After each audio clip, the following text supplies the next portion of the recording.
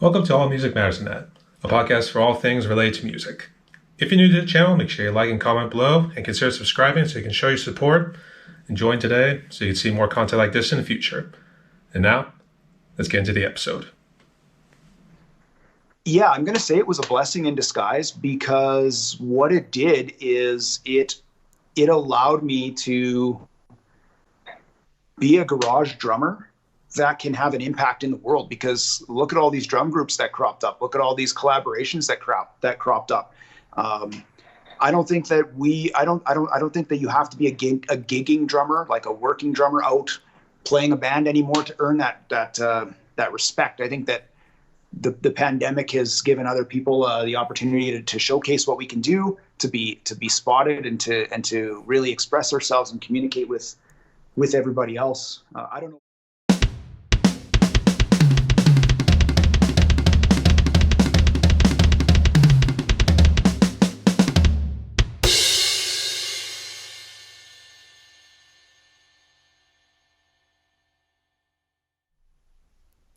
Hey everyone, welcome back to the All Music Matters in That podcast. I'm your host, Brian, and joining me today from Canada is Bruce Baxter. Hailing from, which one are you at? You at Saskatchewan, is that what you said during our messages? Yeah, that's right. I'm out of Melville, Saskatchewan. Oh, sweet. And you're actually my first one out of Canada because we recently expanded going internationally because I did a Joshua Drummer out of New Zealand, and I got a couple coming out of Europe, and got a nice little surprise also this weekend, but I'm not going to ruin it just yet.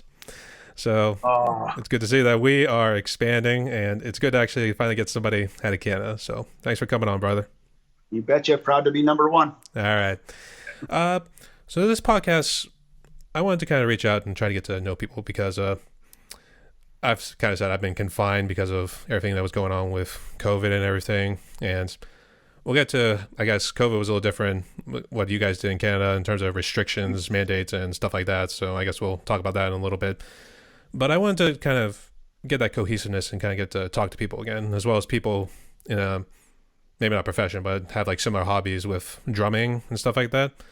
So that's why I kind of reached out to you and pretty much a good number of other people. So, and I've actually been really enjoying this, and I'm actually curious to hear, I guess, some of the answers you have for some of my questions. So just got some questions right here for you. You all ready? Yeah, I'm ready. Let's roll. All right. So let's just first start off easy. Tell us a little bit about yourself. All right. So I'm Bruce Baxter. I'm out of Melville, Saskatchewan. It's just above Montana or North Dakota there. I'm a hobby drummer primarily, and one of my most favorite things to do is to kind of tweak and play and expand my kit and try to get the most voices I can out of it. I come from a line of drummers. My father was a drummer, my uncle was a drummer, and my cousin. Now they're all retired. I'm the only one that's left doing it here. But in my uncle's time there, he did manage to open for a couple of bigger Canadian bands. So that's pretty cool. Oh, sweet. And were you in any cover bands or anything like that? I wouldn't say it was a cover band. I was in a band. It was called FBFA. And what that stands for is the freestyle band that fools around. And what we would do is we would go to a venue, we'd set up, and we'd approach the show in a complete sort of ad-lib manner, very improv. So we would ask for a song genre, we would ask for a topic, and a song style, and we would go ahead and in real time, without any rehearsal, the four of us would just play a song right there on the spot. It was quite fun. Any genre? So you've been kind of used to like just doing like punk at one point, then rock at another point, and then what, DDR after that or something like that? Yeah, you bet. Anything they would ask for. So they could ask for a country, and we'd come up with a country tune. One of the songs we did was about old Dutch potato chips. It was kind of in a punk pop sort of style, and the lead singer, she took the clues, and then she went ahead and she just, spit fire, and we just backed her up, playing a steady groove in the background, and had a lot of fun doing it. Old Dutch potato chips. Old Dutch potato chips, yeah. I guess why? Like, was it just something, or were you a little drunk and had a little too many shots under the paint booth there, buddy? It's just what they asked for. Like, that's it. We said, hey, what do you want to hear about? And they said Old Dutch potato chips, and that's what we did. So yep. You never knew what you were going to get. Yeah, awesome. I mean, yeah, you just had to improvise, really. Yeah. I guess was that the only one you played in, or were there like any other sort of groups similar to that you kind of interacted with?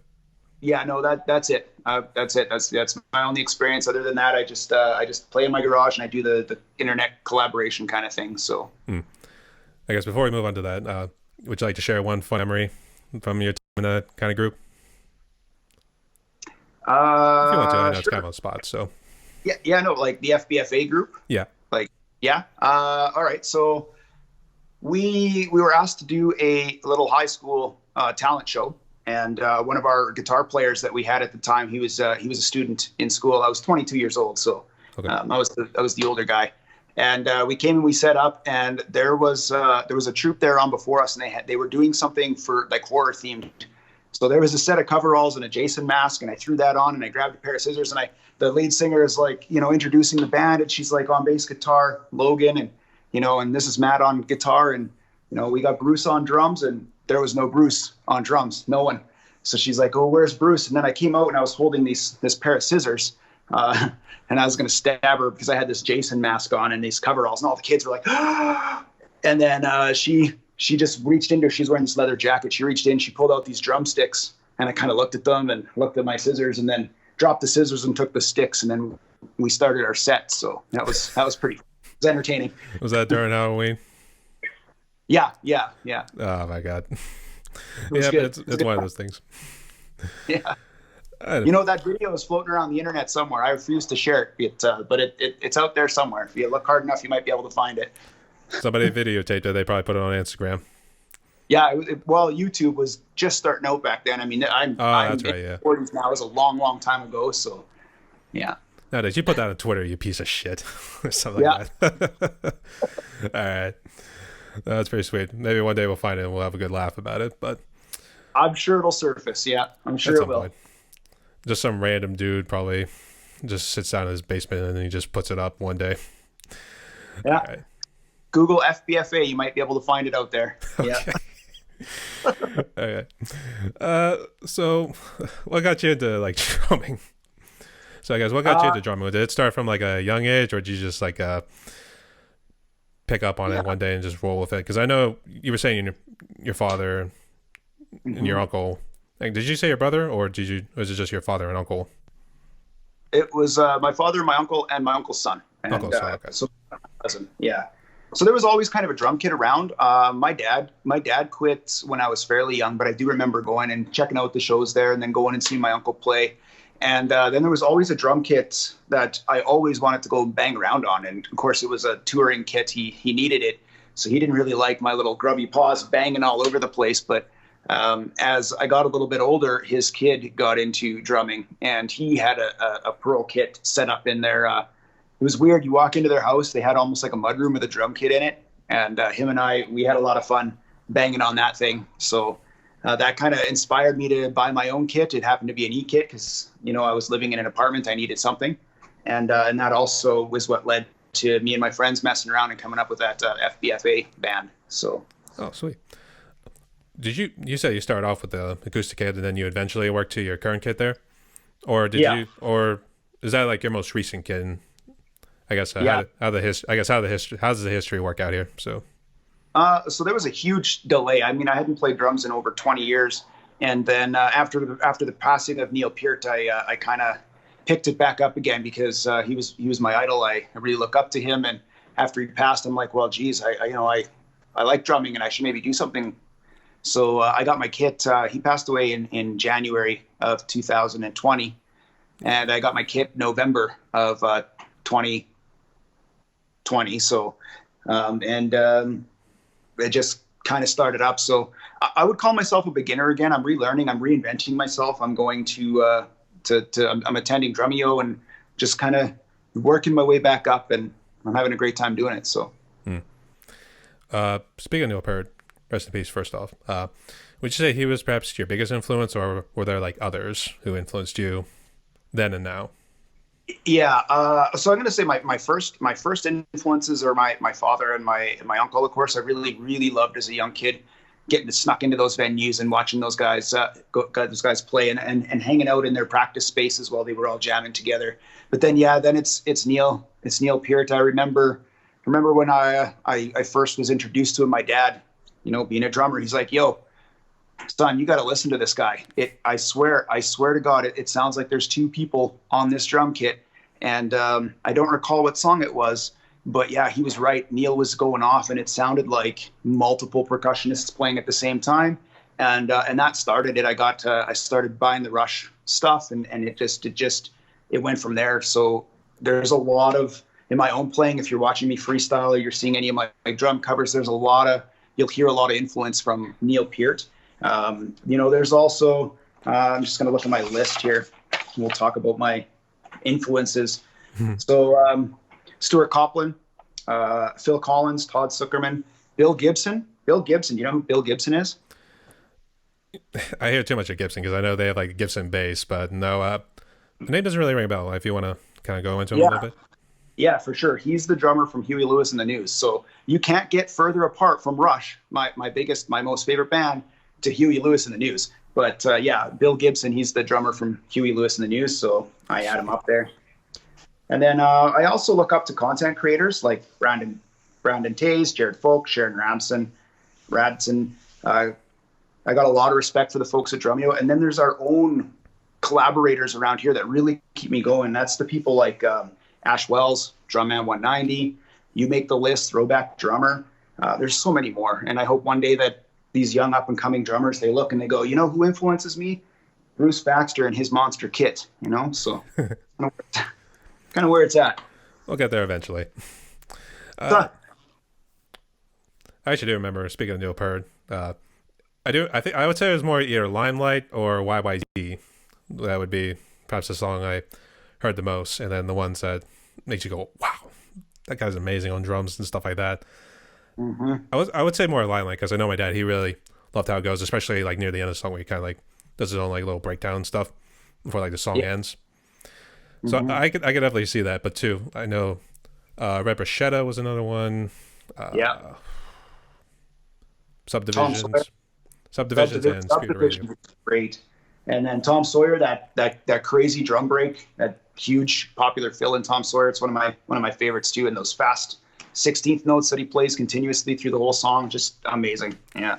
I always have to laugh with Tom Sawyer because it's not like he starts off easy and then he just keeps progressing and going, and then it's like all of a sudden it's like he's just doing his own thing, like in the last verse, and then leading into the ending there and all that too. So it's always funny too, because then I'm thinking like, oh boy, it almost sounds like he kind of gets a little off at times, but then it's like you listen to it enough times, it's like, oh wait, I see what he's doing. Okay. Yeah, that's that time shift. They navigate time signatures as a band so seamlessly that as a user you don't realize where you are, and you can still continue to move to it, which is it's mind blowing, because as a drummer, when you sit down and try to do it, you're like, oh wait, I want to keep going there.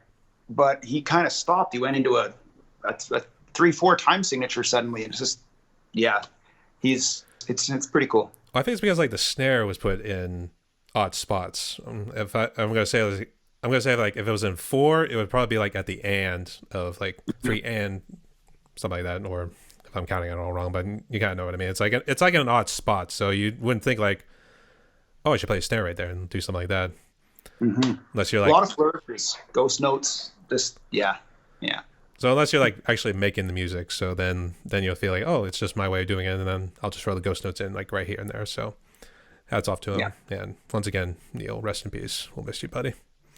Rest in peace. So let's jump into your kit right there. I can definitely see the sign says roll in. Then I see the ride symbol there. It's got all sorts of symbols and everything. So I guess let's start with the breakdown first. All right. So my kit started off as a real basic Roland TD15 KV. It came with a snare pad, 3 toms, a ride cymbal, and a crash. Of course, my hi-hat. And it was all right for a little bit. My first cover was made with that. And my father messaged me one day, and he goes, I've got some of your uncle's drum hardware here. Do you want it? And I thought, okay. So I went and I picked that up, and his Ludwig, he's got a 79 Ludwig Superphonic. It's down here now. And that was my first DIY project. So what I did was I built myself some internal triggers, and I got that all hooked up, which freed up my snare pad for something else. And I thought, well, that's all well and good. So I kept on that track, and I took his ride cymbal, and it's an old Pearl CX 500. It's not top of the line by any means, but it's what he played, and he took that gig in and gig out. So if you look back, if you can see my ride, you'll notice that half of it is kind of old. The CX500 part is old. It's a little rusty. It's got a really thick patina on it. But this side here is all shiny and polished and clean. And that's my way of paying respect to my uncle and his tested, tried and true drum kit, and bringing it into the modern era with my modern kit. And then, yes, you'll notice those symbols on there. And that's of course, a throwback to Neil Peart's Time Machine and Clockwork Angels Paragon symbols that he used. Oh, sweet. Even still honoring him, putting it on your symbols too. That's sweet, man. Oh, he's right here. He keeps me humble. Professor keeps me humble. I think the last 3 drummers I had, everyone's got like a little doll or something. I think 2 had the one Sesame Street character, the one that they used on a commercial that's like banging around on the drums. I forget his name, but Animal. Yeah. Animal. I knew it had to be a simple name. I can't believe I did not know that. Especially when you see your nephews watching the Sesame Street and all that stuff too. So now I feel kind of stupid. So thank you for acknowledging me there, or giving me knowledge. I should say that. Yeah. No. So then after that, I got on this bug. I just kept adding and adding and adding. So I've got a full secondary module down here. It's an old Roland TD4, which I have configured now is just an electronic kit. I like those electronic sounds that lets me play like Genesis and Phil Collins and that kind of stuff. And through my own tweaking and DIY stuff, I was a little disappointed that my modules couldn't layer sounds. You know how some of the newer Roland modules, you can take 6 pads and put them on one, right? And I couldn't do that. So I wanted to figure out how to do that. I figured out if I used a drum splitter, I could get my bass out of the TD4 and I can get my bass out of the TD15. And what's cool about that is it's given me a layered Bruce Baxter kind of bass sound, which is the 808, that throaty, very deep 808 sound that was iconic back in the late 70s, early 80s. Yeah. And then my mic'd sounding, Neil Peart, very punchy, high bass drum. So it's I'll continue to add to it. I'm going to add more and more and more until I have no more space and no more way to express myself. Until he's completely surrounded. That's right. Yeah. I've seen like those like crazy photos of like you see all the cymbals, the drums and everything. It's like totally encompassing you and everything. And I can kind of get if you want to like throw in percussion, like, or is that what you're kind of doing? You're kind of doing like, that's just your simple drum set with the snare, toms, ride, crash, and hi-hat. Then you'll have next to you like the percussion. Is that how you kind of want to do the setup?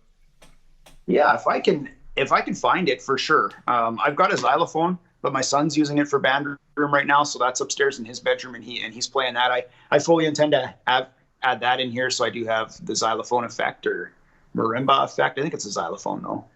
And I'm going to add a big acoustic kit behind the back. So once winter's all done around here and I can push everything forward, I'll have the back wall space so I can set up the acoustic kit behind and then, make sure that I'm keeping up with dynamics and all that stuff that people say that you lose when you play an electric kit. So that'll be cool. I'm really looking forward to that as well.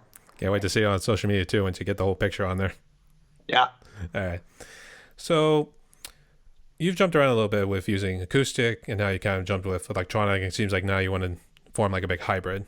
I guess, is there a preference, like which one you want to use, electric or acoustic, or you just want to mold it all together and just say, go hybrid the rest of the way? Mm-hmm. That's a good question. So an acoustic drum set and an electric drum set, while they're both drums, they're definitely not the same thing. They're completely different instruments. And right now I play an electric kit only because I'm not harassing my neighbors. If I want to put it through headphones, I'm good to go and do that. And I'm not harassing a whole lot of other people. And it gives me that flexibility that I like, where I can just, okay, for this cover, I need this pad right over here to be a timbali. I can do that, where otherwise I'd have to find a timbali and set it up with my kit, right? I don't have a preference, but I'm kind of leaning towards this one because this is what I've invested in now, and my goal is to just continue to build it up so I can be as expressive as possible using what I have here. So, Well, outside of like the noise, yeah, because the noise when I was getting my drum set was the biggest concern for my parents, especially when it really travels through the walls pretty easily. So you're able to like hear it through everything, and then it just wakes you up in the middle of the night and stuff like that. I have done that a couple times, but uh, I think the other thing too was more in tuning.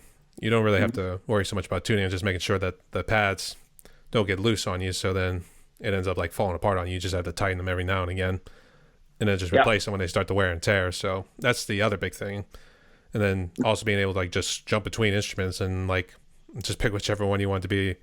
A cowbell, chimes, maybe a different floor tom that has like a different sound to it. Maybe it sounds rockish or has the nice little pop sound. So Yeah.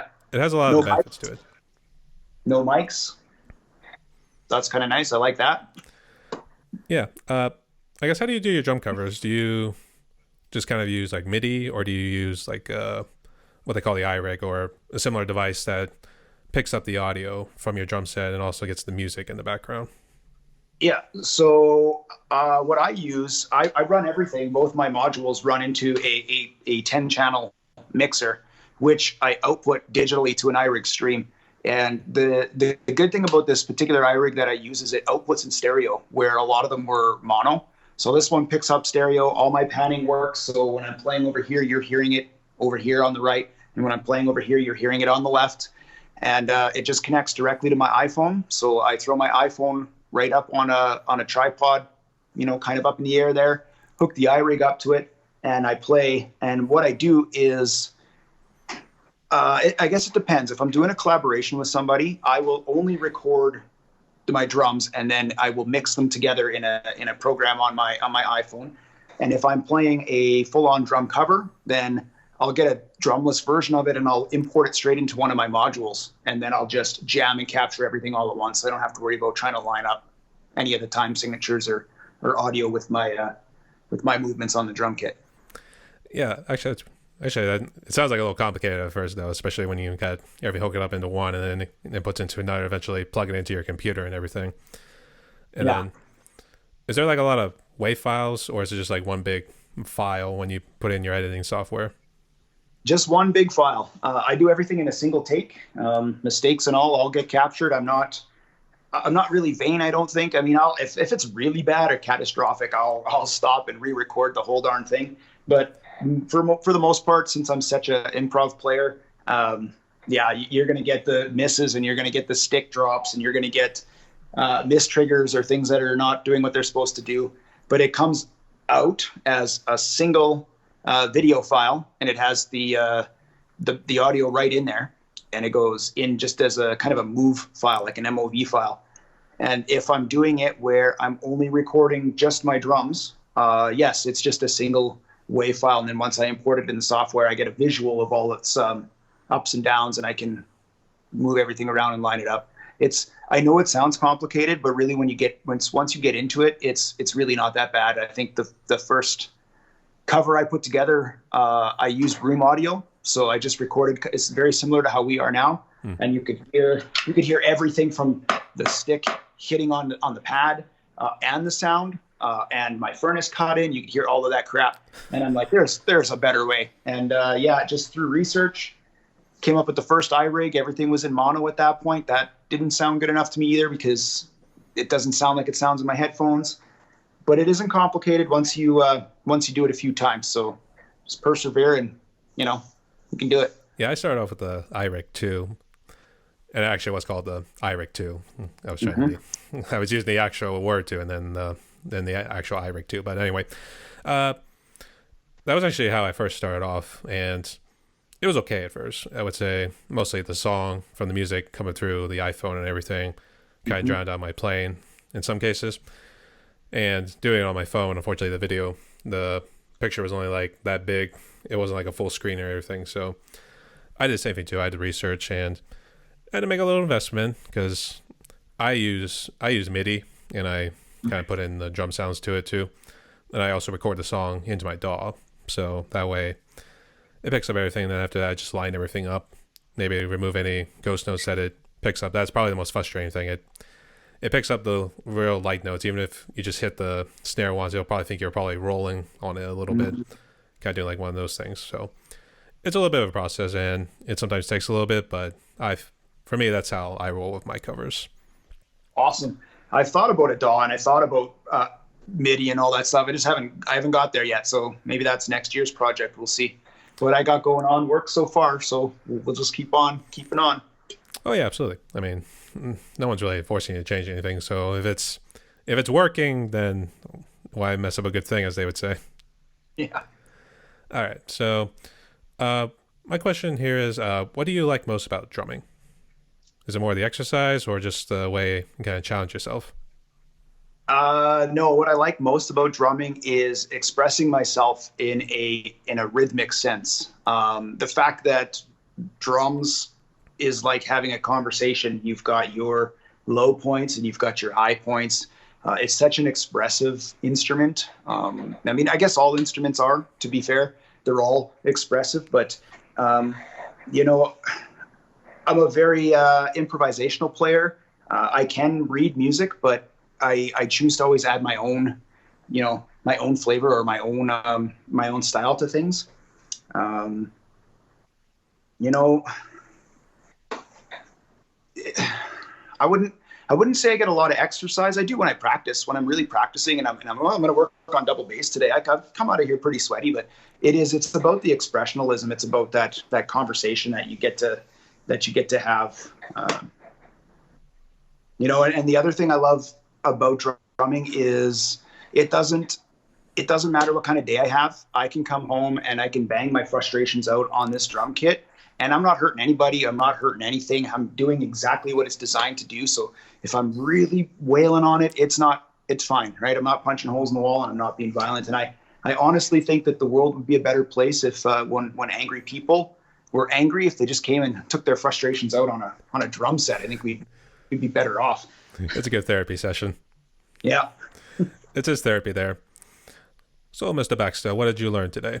And you just see him just pounding on the drums and everything just to take out his frustration with the world. It'd be like the Incredible Hulk just ripping out the front end. Yeah. All right. So, when did you start your YouTube channel? Because you said you kind of had a long break with drumming and you started back up again. So you said you're in a little bit of a beginner. When did you get into YouTube? And then, I guess, how long have you been running with your channel? So I got my drum kit November of 2020, and I started my YouTube channel, officially my drumming side of it, January of 2021. And I started it because I was reading online. I'm like, okay, well, how do you become a better drummer? I mean, I was already all right. I could play a simple rock beat. I could do, whatever. And I kept finding all of these, these free drum lessons and all this stuff online. And it was like, record yourself. And I thought, oh, well, all right. So I did. I was recording myself and I uploaded it privately to my YouTube channel so that I could go back and watch it a little later on. And then, I found Drumeo and worked through some of their courses in Drumeo. And eventually I had this thing called a student review. And what they need is they need you to use a YouTube video and send it to them. And they have a panel and they critique it and they give you lesson plans and things that they think are going to be better for you. So that was the start of it. I don't really have any aspirations on social media. I'm not looking forward to being a famous YouTuber. It's not something that I aspire to be. I just want to make sure that I've got a spot for my videos and I'm communicating, I'm expressing myself, and I'm working with other drummers, and we're having a good time out here doing what it is that we do in 2022. And so basically my channel is a series of drum covers, and now I've got a reaction video on there for my daughter. And I upload a lot of Rush content that I find all over the place for a lot of my Rush friends to enjoy. And that's really what it is. So That's pretty sweet. I guess, what's been the biggest challenge? Is it kind of overcoming what they call the algorithm and stuff like that? Or is it just making sure you try to get your message out there? Try to say, hey, come view my videos. Yeah. You know what? I got lucky. I think I've been on kind of a high point because I don't, how do I word this? I don't actively promote my channel. I do share all of my covers. I've gotten into that. That's a hook. I'm addicted to watching people and communicating with people when they're giving me feedback and commenting on my videos and liking them and loving them and stuff. So I will make a drum cover and put it up there and share it to several different YouTube groups or Reddit groups and that kind of stuff. But really, I got lucky because I've got a lot of Rush stuff on there, and there's a lot of people that search out Rush and they're finding my channel, they're liking, they're subscribing, and they're really enjoying that stuff. And another thing is I did a Super Mario drum cover, and that one it's out of my covers, it's got the most views I've got to date, and it's still climbing. It's about 5,700 or something views. And with that one, a lot of subs came from that, and then I think I've just been lucky enough that algorithm is putting my stuff, suggesting my videos, and it doesn't, so I got lucky with it. I know there's a lot of people that struggle and they really work hard to get those subs, and with me, I feel I just kind of got a lucky break. So yeah, definitely picking the right kind of stuff, and I guess doing Super Mario Kart, since that's also a big popular Nintendo kind of game. Yeah, a lot of people play it too, so whenever they search it, they just stumble upon yours. And then maybe they're searching for something else, but then they find your video and just happen to click on it. So yeah, that's pretty good. It was a good choice too. So is there any particular plans or goals you want to hope to achieve with your YouTube channel this year and beyond? I want to continue to work on my drumming. I want to use my channel to look back and see my own personal growth as I go. I really, really like collaborating now with other drummers, and I quite enjoy posting these covers. So I'm going to just keep on doing that and focusing on quality content. I really enjoy editing my videos. I've got a couple of trademark things that I do in my videos that not a lot of other people are doing. So I'm just going to keep on trying to put out quality videos with good drum covers in there, and we'll just see where it goes from there.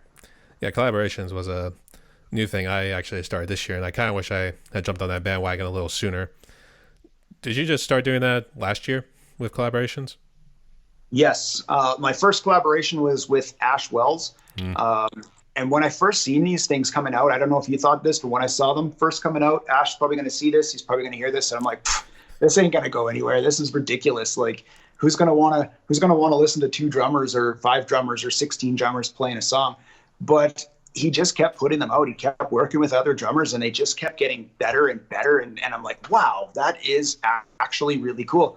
So, I mean, I know that there's been huge instrumental collaborations for a long time, but I really think that the 2 drums and Ash is really pushing this forward. And in this little community that I'm in, we're in a fairly, I believe you're in here too, but right here with us. So, we're really tight. We're really close. And we just keep kind of expanding like a virus out into the here. So pun intended. Pun intended. Yeah. I don't know. That seemed too soon. Come on, man. All right. But yeah, definitely this group too. And Ash was actually my first collaboration too. We did that Sabotage. I was trying to remember. I don't know why the song is escaping me. Beastie Boys, that's right. It was Beastie Boys, and the song was Sabotage. Yeah, that's right. Yeah, I checked it out. It was really good. I quite enjoyed it. Actually, I kept screwing up on it because there was a lot more hi-hat splashes in it than I remember it, because I remember playing it on Rock Band because that's how I started out. I played Rock Band first before jumping up into the electronic drum kit. So I remember just absolutely crushing that song on Rock Band, and I was thinking, like, I don't remember all these splashes. Oh, man, this is going to mess up my flow and everything. So it took some time, and it took many tries to get it right because I just rolled with one camera and then I just moving around all over the place.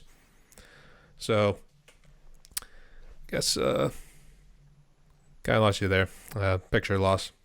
Yeah, I got a phone call coming through here. I'll just wait for it to go away. Sorry about that. What if I hit this? There you go. Just back away. There we go. Okay, there we go. Bruce Baxter got a phone call. Yep. Apparently he's famous now. Don't worry, we'll edit that out. Okay, so just leave it. It's good. It's good stuff. All right, it's a blooper. There we go. All right. When COVID hit in early 2020 there, because I guess was it kind of a blessing in disguise, because some of the drummers I've interviewed they kind of said that COVID was a blessing in disguise because they were able to get involved in like YouTube and social media and stuff like that, and be able to maybe not so much a career just yet, but at least launch a project and try something out to get something rolling and stuff like that. So is that how it was with you, or did you have like a much, I don't say worse impact, but I guess how bad did COVID impact you? Yeah. So being in Melville, I'm fairly landlocked. So over the first couple of years of the whole pandemic, we didn't see a whole lot down here. Our numbers were not very high at all. But over the last year, I caught COVID. Both my kids caught COVID. My wife got COVID.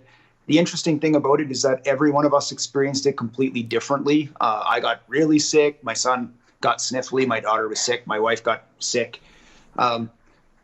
Yeah, I'm going to say it was a blessing in disguise, because what it did is it allowed me to be a garage drummer that can have an impact in the world. Because look at all these drum groups that cropped up. Look at all these collaborations that cropped up. I don't think that I don't think that you have to be a gigging drummer, like a working drummer out playing a band anymore to earn that respect. I think that the pandemic has given other people the opportunity to showcase what we can do, to be spotted, and to really express ourselves and communicate with everybody else. I don't know what's going to happen when the pandemic dies down and everybody goes back to, out and gigging and all that stuff. But for now, I think it was really good for the drumming community. And I think it's a lot of people were like, what am I going to do? I'm on lockdown. I guess I'll go play something. Some people picked up drumsticks. Other people started singing, So I'd say it was a blessing in disguise. Yeah, because that's how I started my YouTube channel too, and it's been slow ever since, but we are slowly working our way up, especially after joining the group and being able to get to know these other drummers too. So I agree. For people like us, it's been a blessing in disguise, and I kind of wish that's how it's been for other people, because I know tragically a lot of people were lost because of COVID. So that's really unfortunate thing too, and it definitely becomes a lot of static noise too, especially when you start getting the political climate too. Has Canada slowly been loosening their restrictions or mandates or anything? Because I know they were talking about that trucker convoy up in Ottawa for a little bit. Yeah. Well, in Saskatchewan, our premier, he dropped all restrictions other than masking in medical facilities, I would say about 2 months ago. So it's fairly optional around here. There is still a lot of people that wear masks. In my office at work, we have people that wear masks every day. If I'm going somewhere that maybe feels a little sketchy or I'm not feeling well, I'll wear a mask. But yeah, we could pretty much do whatever it is that we need to do around here right now. And a lot of other places in Canada are not quite where we are, but we are fortunate that, there's no waterways here. People aren't coming here. People aren't migrating to Saskatchewan to come and see stuff. So when something does come to us, it's fairly easy to figure out where it came from, and then they get it under control fairly quickly. That new Omicron, though, that spread through us like wildfire. Like we fit, I would say, I don't know the percentage, but a lot of Canadians were affected by that one. I mean, just in my own small town, half, right? So, yeah. Yeah, that one spread like wildfire too, all through the West and even through the U.S. as well. I know it definitely raised cases and everything, and I'm glad to see you were able to get through it too, because I'm sure catching it was definitely a scary experience too. But were you vaccinated by that point, or? Yeah, I was double vaxxed with a booster shot, so I had 3, and I tell you, it still hit me hard. I can tell you the exact moment I caught COVID. I know exactly when it was. It's a kind of a funny story as far as COVID stories go, but my daughter came home from school with it, and she was sick. She had a fever. She was sleepy. She never sleeps, right? So we knew she was sick. And she started to feel better about day 2, maybe day 3 of her COVID journey. And we have this handshake that we do, and it's a series of all kinds of stuff, like, and then at the end there's a chest bump. And we did that chest bump, and she kind of coughed a little bit, and I felt a bit of spit go in my eyeball and in my mouth. And I said, "Oh, you just gave me COVID." Oh, no. And 2 days later, I was sitting on the couch and my ears got hot, really, really hot. And I said, and the back of my neck and the back of my throat felt strange. And I said, hon, I think I'm getting sick. 2 days after that, I had COVID. And then I came out and I made a drum cover. I wanted to take people on a tour of my drum kits. So I did a COVID kit tour. And that was the last thing I did for about a week. After that, I just was done. I couldn't do much. So I just recovered and came back. Practically bedridden. Yeah, well, total man cold. Like it took me out.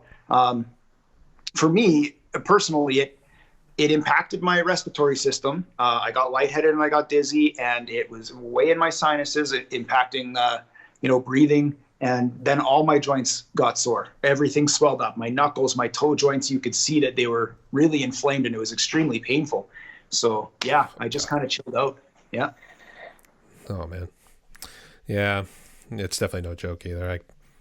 I still can't believe some of the static noise. I tend to hear from it too, and I don't want to get anything political here, but you can probably understand what I'm talking about too. So I thought it was the flu until I caught it. Let me tell you that. It's way more powerful than the flu is, and I definitely respect the power of the virus now. And I can see how it can do so much damage so fast just from what it did to me. I'm fairly healthy, and it took me out. So, yeah. Yep, spoken like a true prodigy. But I guess we're kind of down to the last question here. So, last question is, what sort of hopeful message could you give to other drummers who've, I guess, after going through your experience with COVID, maybe they have had something like that, or struggling maybe to get something going there? I guess, what sort of hopeful message can you give to them? Okay. Yeah. No. I'm going to read this from my notes because this is my hopeful message for all you people experiencing COVID, or for all you people during the lockdown in 2022, where we're trying to come out of this, or if we're not, we don't know. Just keep playing. Keep adding to your skill set. Reach out and join drumming communities. Share your work and work with others. You don't need to be a gigging drummer now to be noticed. Times are changing, and you should be putting yourself out there and learning every day and having fun. You never know what that's going to lead to when gatherings are supported again. There could be incredible meets from these communities that you're involved in, and you'll have great material in your pocket getting you closer to that next gig if it's something that you want to do. So, through COVID, through the pandemic, through everything, just keep on keeping on, and happy drumming. And that's my message to all. All right. That was pretty sweet. You know what? I accidentally missed one, because normally during my interviews, I normally give my interviewees a little bit of freedom to ask me anything, or if there's anything they want to get off your chest. So is there anything you want to ask me, or something you want to get off your chest?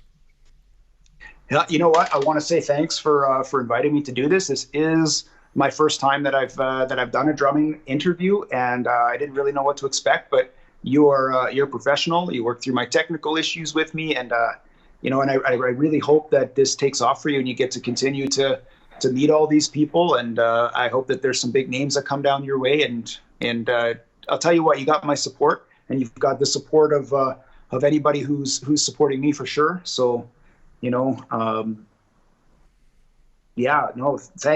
Thanks for the opportunity. And I do have a question for you.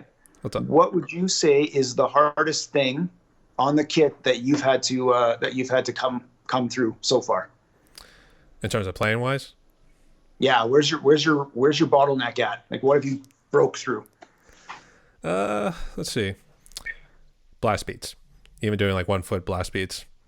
And I did one of my drum covers on it. Actually, I should say 2 of them. Yeah, 2 of them were from Napalm Death, the one death metal act. And that was actually my first. I just attempted to try it, and I actually really liked the songs, and I just wanted to do it and just see how it goes, because there really weren't any drum cover videos for the 2 songs I did. One was Unfit Earth, and the other one's If the Truth Be Known. And I just decided, hey, there's a little bit of an opportunity there, so I'll give it my best shot and see where it goes. And Unfit Earth has actually been my most watched one, and it's also been the most liked one. Nice. So I meant to repost it on Facebook recently, but I think I only put it in the one group, so I got to put that in everybody else. So, because I don't think I shared it with everybody in the other groups I'm on with Facebook. So I just wanted to kind of celebrate its 1 year anniversary, because it's kind of amazing like how much like people it drew to it. And I was just kind of throwing it out there and just seeing where it goes, because some of my other ones haven't really broke over 100 views yet, but this one, it's been the most watched one, and I think it's been the only drum cover so far from that song Unfit Earth. So Nice. I'm pretty happy about that. You know what? It's going to come. I'll tell you. You just keep plugging away. You mean you can get lucky like I did, and you can find that one that elevates you up there. But we're here and we watch. So definitely don't be discouraged and just keep on playing. I noticed that too with the comments I get from, because I released one today, and I noticed I already got more comments than I did with a good amount of my other drum covers. Nice. So there was that, and it's definitely good to get the responses from other people in the drumming community. And even this podcast too, it was influenced by the other drummers, like Drumman 190 with his 5 strokes at 5, and then Drummer's Key in a way, because he had interviewed a throwback drummer, and that's where I also got the idea to kind of reach out to other drummers who have maybe a decent presence or a small presence, depending on like how it is. I don't know how many subscribers you have, but I've kind of jumped around a little bit, and then eventually I will get Drumman and Ashwell's on here too. So I'm actually pretty stoked about that.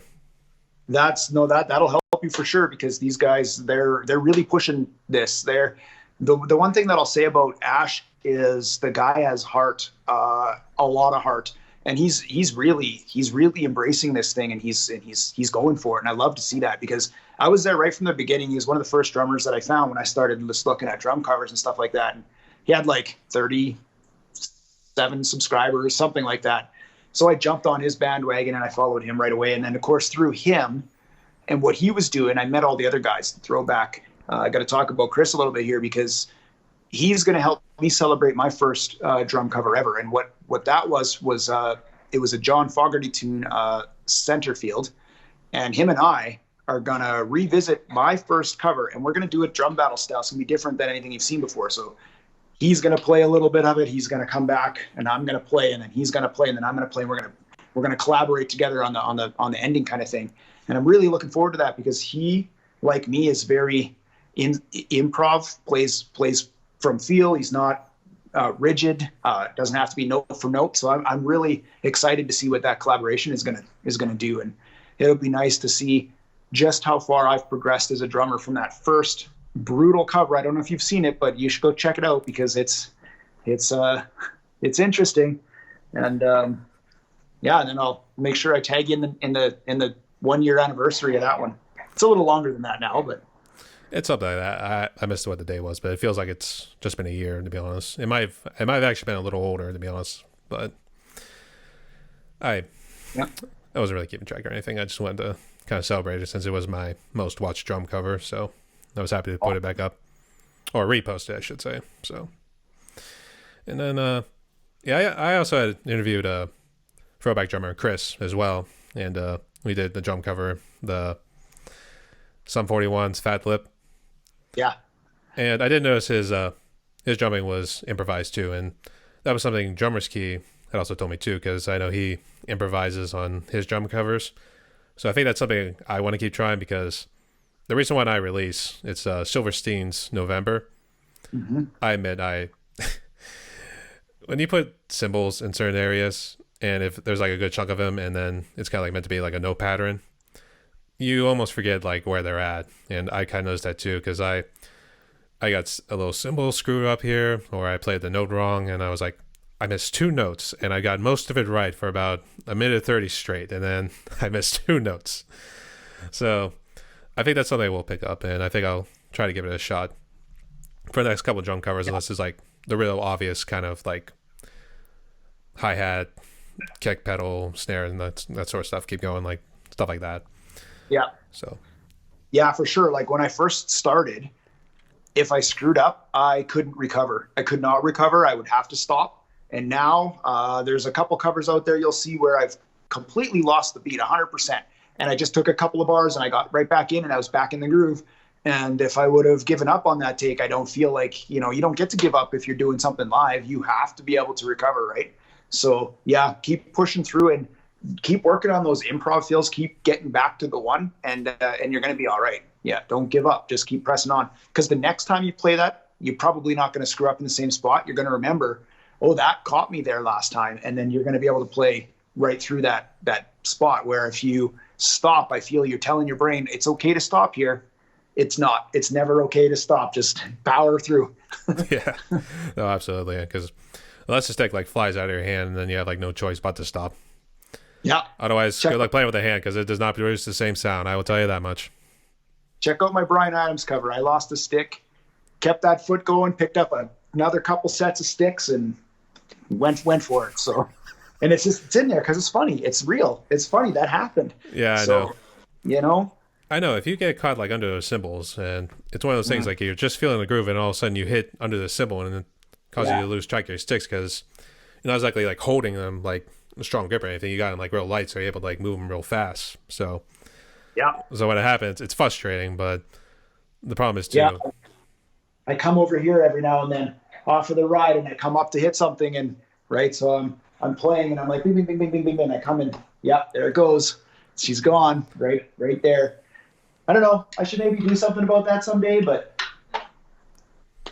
at some point we'll have to get comfy in a new position, I guess. Oh well.